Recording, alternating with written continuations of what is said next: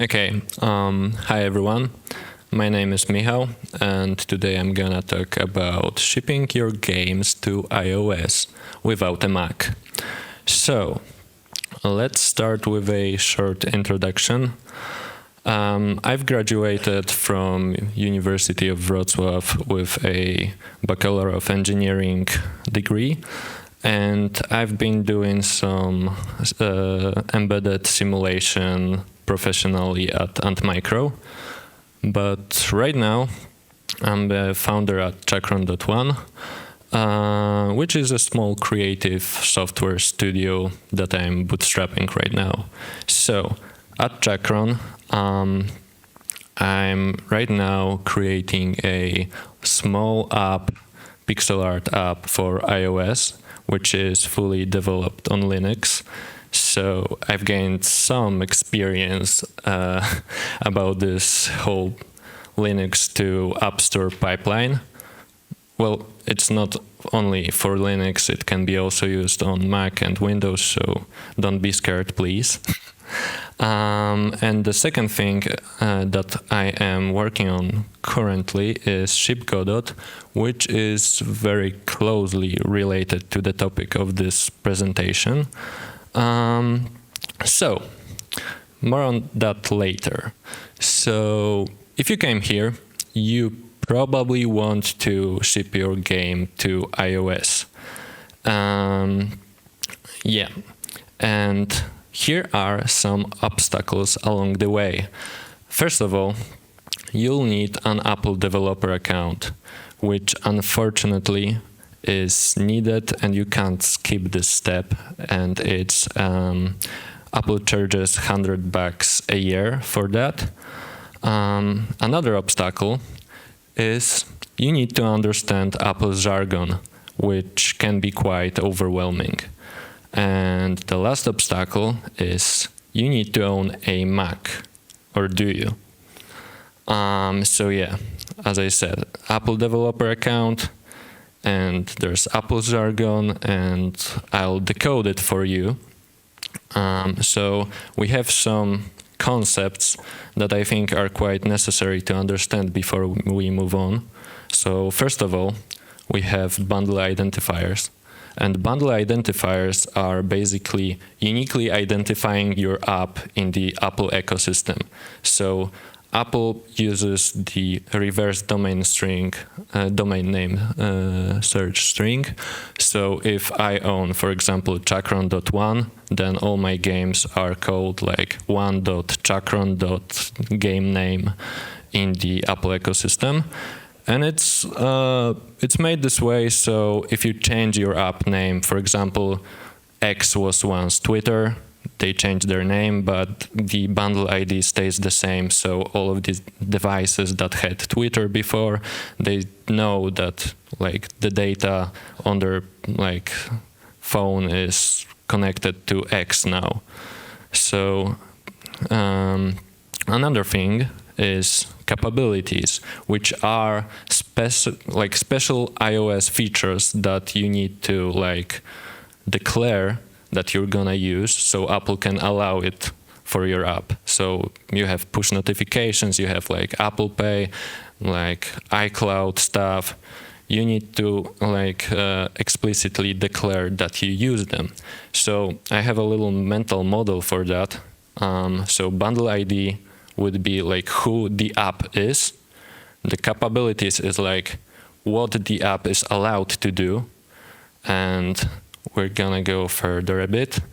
Now we have certificates, which are who built the app, and it's not really Apple specific, it's just asymmetric cryptography 101 really, but you need to know that Apple generates certificates for you, so it can check if the app was really built by you.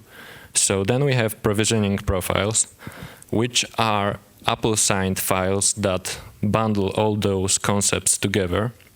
There are different provisioning profiles. There are provisioning profiles for development, for App Store, but here we only are interested in the App Store one. So yeah, So it's a bundle that basically is used like next to your app, so iOS can validate whether the app was really built by you. It creates this chain of trust. So Apple vouches for the provisioning profile. Provisioning profile contains your public certificate, so it vouches for the certificate, and the certificate vouches for the app. So yeah. Another obstacle is a Mac. So I don't own one. So my options were to either buy one, specifically Apple Silicon Macs, because as of June you'll need macOS 26, and I'm not sure if Intel Macs are gonna support it, or maybe they do. But honestly, it's quite expensive, even if you buy a used one. So, because you might want to do a one-off project and then you have a Mac collecting dust. Not fun. And then another option is to basically rent a macOS runner from GitHub. So you may have noticed this little asterisk here near the free. They are free, but GitHub is billing for a minute, and it's giving you 2,000 minutes every month. And macOS runners are built with a 10x multiplier, so you basically have 200 minutes a month free. So it's still quite a lot for like small to medium projects. A build is like 3 to 4 minutes. So what are GitHub Actions? So GitHub Actions basically they are scripts that live inside your project, and they are tightly connected to it, and they can be run on a remote device, and they can be run on an event. So they live, if I have an example project here, they live here in .github/workflows file, catalog, sorry. And they look like this. Here's an anatomy of a workflow. First of all, you have like metadata, so you can name your workflow. Then you have triggers, which state what needs to happen so the workflow can run. So here you have 2 triggers. First one is push trigger, which basically states that if you push changes to the main branch, then the workflow will run. And you have a workflow dispatch trigger, which is basically a manual dispatch. So you can go to your GitHub project, and then you can press dispatch workflow manually, and it will run. So it's my preferred way of doing stuff. And then you have jobs, which are basically collections of steps that you want to do on a machine. Each job declares what machine and what OS it needs. Like here you can see that the job with job name, it's the name of this job, runs on macOS 26 machine. And the steps are here. First of all, the first step, you might notice the uses tag. If it starts with a uses, then it's using a reusable workflow. You can create reusable workflows yourself, or you can use already created ones, like the actions/checkout here is provided by GitHub, and it basically downloads your project to the root of your workflow. So then you have like another step called do something, and it basically echoes hello. So this is how a workflow looks like. So I hope you can see it. Yeah, it should be visible. Here's an example workflow that downloads Godot. So you can see the pointer, yeah. First of all, it's like checking out, so downloading your project, which for downloading Godot is not really needed, but it's here. Here we have some environment variables for all the directories and links to download Godot. If you're using C#, you should download Mono and for Godot and for templates. I haven't had really successful builds with C#, unfortunately, but it made me love GDScript, so that's a plus, I guess. Okay, so after you download Godot in an action, you'll probably want to export your project. So before you should set some things up. So first of all, in project.godot, or if you're using GUI, it's, I guess, project settings. You have to go to the rendering tab, textures, VRAM compression, and set import etc2 ASTC2 on.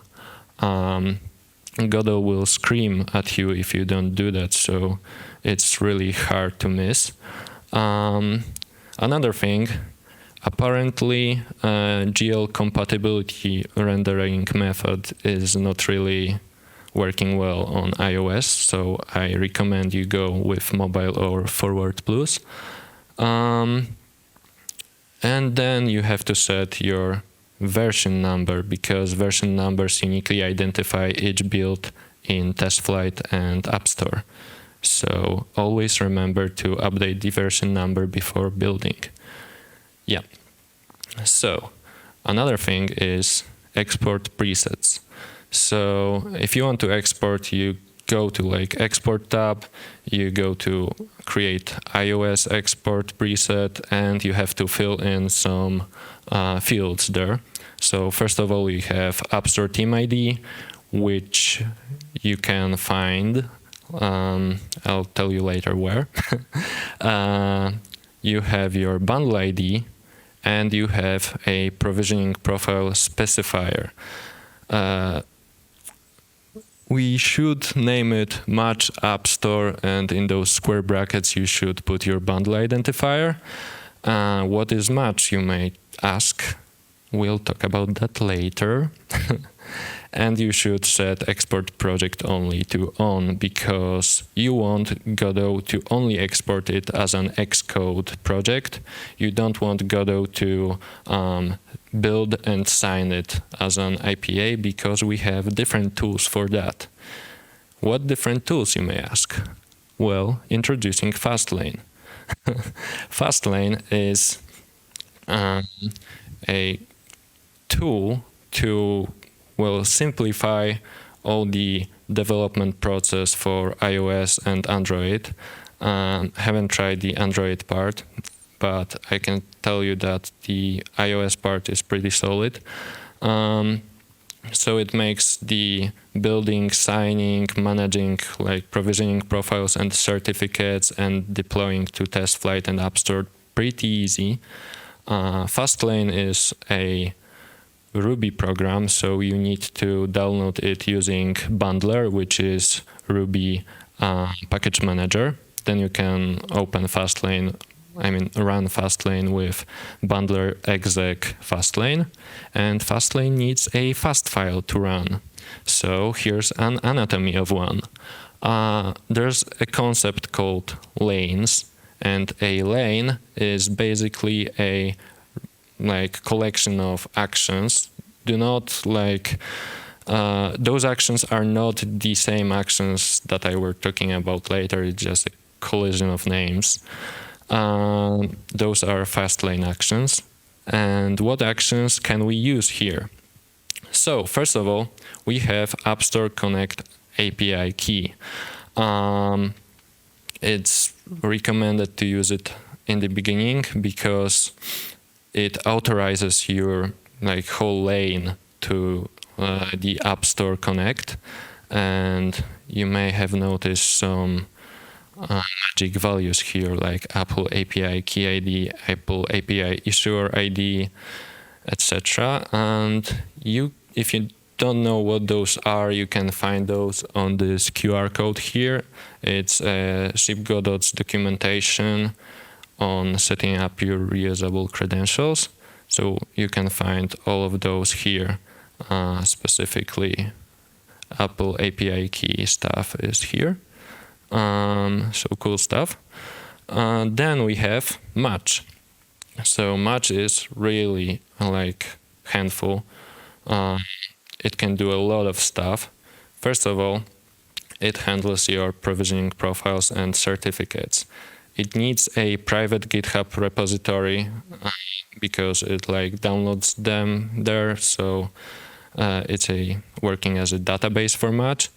And it's cool because it manages them for you. You don't have to care, really. It updates them automatically if you set read-only to false, because if it's true, then like it won't touch them. It will just download them to your local keychain so you can do building and signing later. So yeah, you can use Match. I recommend using Match in a separate workflow to first generate your certificates and provisioning profiles, and then use it before building, so you can actually download the certificates to your keychain. And again, you have here like magic values, which you can find in the same spot. A bit lower, I guess. Yeah, here. So, moving on, we have Gym, which is basically, it's building your app. You set your scheme name, you set your output name, and you set your export method. So not really much, but it does the job well.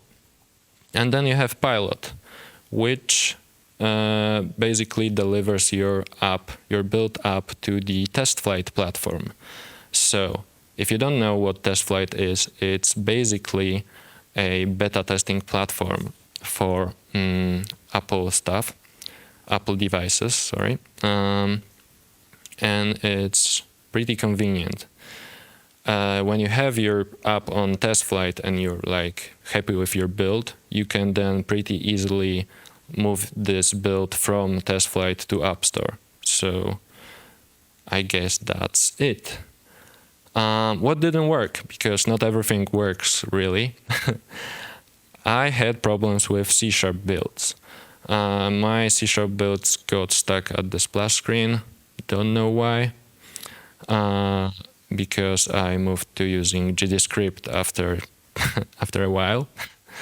And blend files. If you have blend files in your project repository, I recommend not, because Godot will try to import them using Blender, and you'll have to install Blender on a GitHub Action remote machine, which is not fun. Okay, so I told you about Godot before, and I'm gonna tell you a bit about it now, because it's a project that I'm currently working on, and it's commercial, so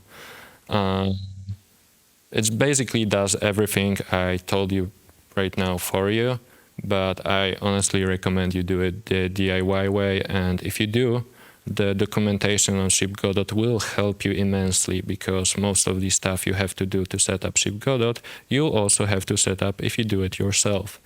And if you are interested to bringing iOS games to, your games to App Store, then come to me and I'll give you access to Godot for free.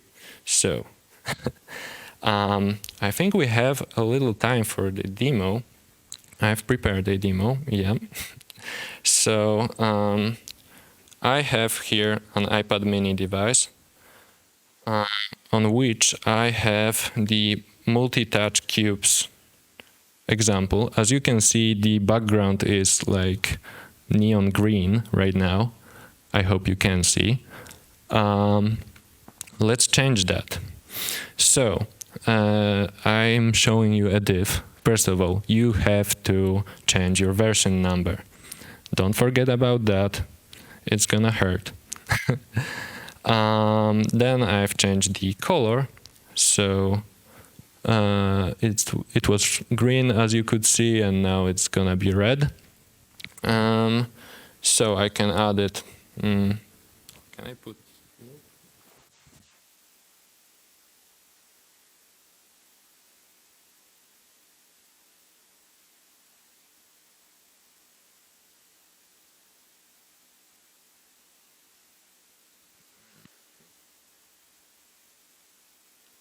Okay, so I've pushed changes.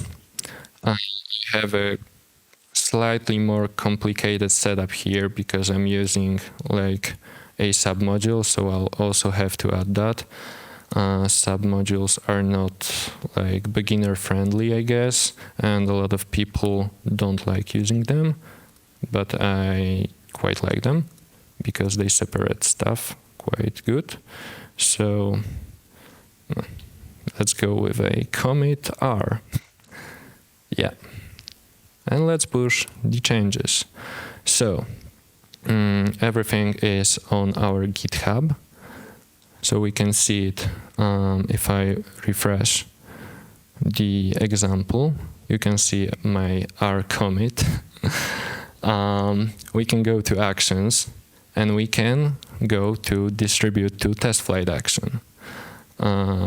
We can go to Run Workflow and dispatch it manually. So we'll do that, and you can see we have 3 jobs set up. First job is export, another job is build, and another one is upload. If you are not experienced with GitHub Actions, I recommend you do it all in one job. But it's better if you want to do caching and if you want to like check the exported stuff, because it's gonna be as an artifact later, and the IPA is also going to be as an artifact. So yeah, we can wait for that. It's gonna take like 3 minutes or so, and do a little Q&A.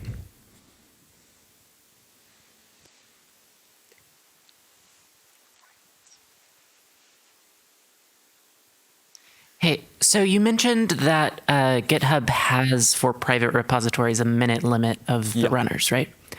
I was wondering if you've looked into this. This might be insane, but could you set up a public repository to run your actions and then just clone a private repository to get the secret code in that action? Would that work to bypass the minute limit?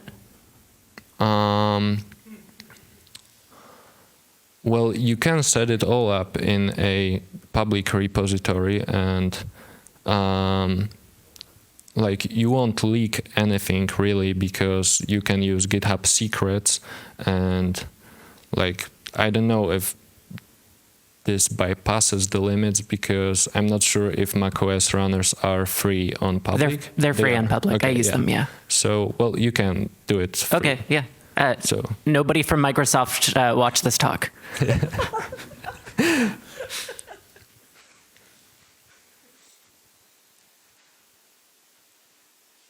So just for clarification, the Fastlane part you talked about, that is also run in the action? Yeah. Okay, could I, like, when I export the project for iOS, that is the part that has to be done on a Mac? Yeah. So theoretically, and of course the Xcode has to be built on a Mac as well. So theoretically, if you could just do that, I could like deploy it with Fastlane myself on another machine when I want to separate the processes, for example. Yeah, you could do that. Okay, good. I mean, I did not understand the part how you got from the IPA to the Fastlane. That was a bit disconnected for me, but yeah, I now understand. You export project as an Xcode project from Godot, so we have the Xcode like prepared to build everything, and then this Xcode project is handled by Jim you have this scheme called mygame. When you export a Godot project, you have to like specify the name of the exported file. So here it would be mygame, and it's then called scheme, and it finds it and builds it and signs it for you. So Fastlane builds the IPA for me. Yes. Aha. Okay. So if you look here at this process, the export job it doesn't touch Fastlane at all. It only exports your Godot project, then it sends it to the build job, which actually does the Fastlane stuff. Oh, okay. And so what I understand with it, like that Fastlane also supports Android, you could do the same for an Android build. Yeah. Fastlane does a lot of stuff. Yeah, it's here. It does iOS and it does Android, and it has a lot of actions. I've only selected those that you really need, but if you go to their documentation, you can find actions tab somewhere. Oh, here, available actions. And if you go here, you can see that you have actually quite a lot of them. Some of them are aliases, so this doesn't count as a separate action, but there's a lot to choose from. Okay, thank you. All right. Do we have time for... I think it's uploaded. Okay. We have like 3 minutes left, which probably Apple will use to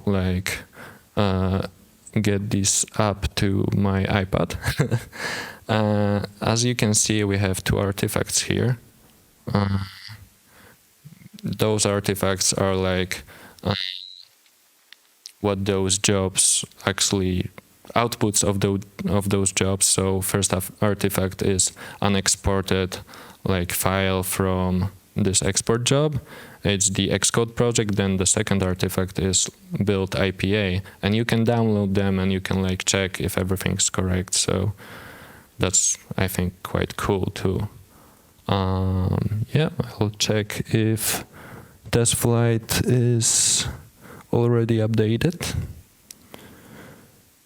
The one thing with TestFlight app is that you sometimes have to wrestle with the update button.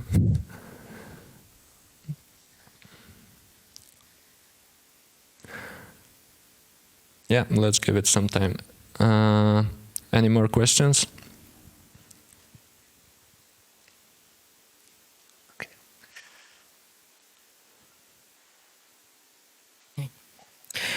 So you mentioned caching in artifacts, and I was particularly interested in caching the Godot binary and then templates, so I don't have to download them every time. I did that in Travis. You can do it. So, I'm actually doing it here.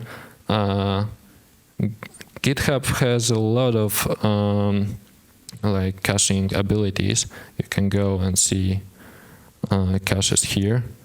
You can cache whole Godot. You can cache Ruby stuff, because every time you download Fastlane, it's gonna need to download a lot of dependencies, so you can cache that also. And it's really the recommended way, but I thought that it's out of the scope of this presentation, so I wasn't really talking about that here. Okay.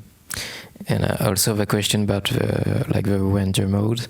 If I still want to build for web, it's good to have compatibility mode. So I think there's an option in Godot command line to switch the rendering mode at the last moment, right? Yeah, I think if you go to not export, but project settings, you can set rendering method separately for mobile builds and for web builds. Okay, thank you.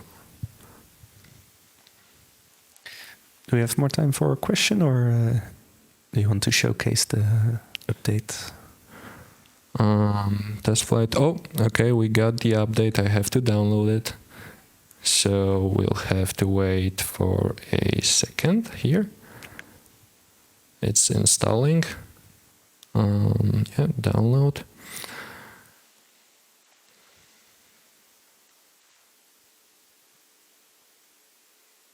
Yeah, and you can see that the whole build process took 4 minutes and 24 seconds. And yeah, we have a red background.